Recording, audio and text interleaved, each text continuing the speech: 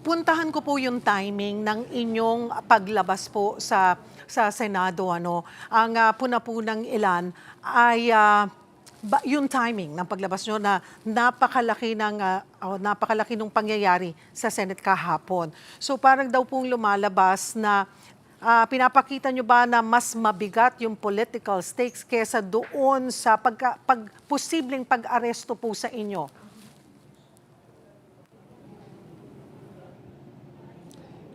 Well,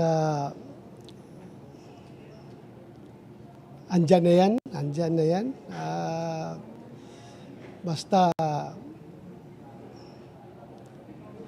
sige lang, nakita naman nyo ang lahat ng nangyayari. Andyan na yan. Senator, may pagsisisi ba na nagpakita ka at bumalik kayo sa Senado?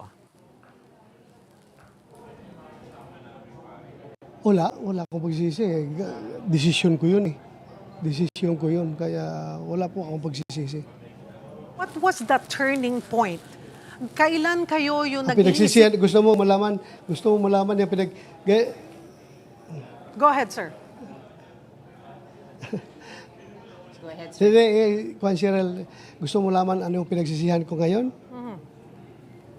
Ang pinagsisihan ko ngayon kung bakit ako masyadong matapat sa aking tungkulin from day one of my military and police service. Bakit ako nagtrabaho ng husto? Yun rin pala.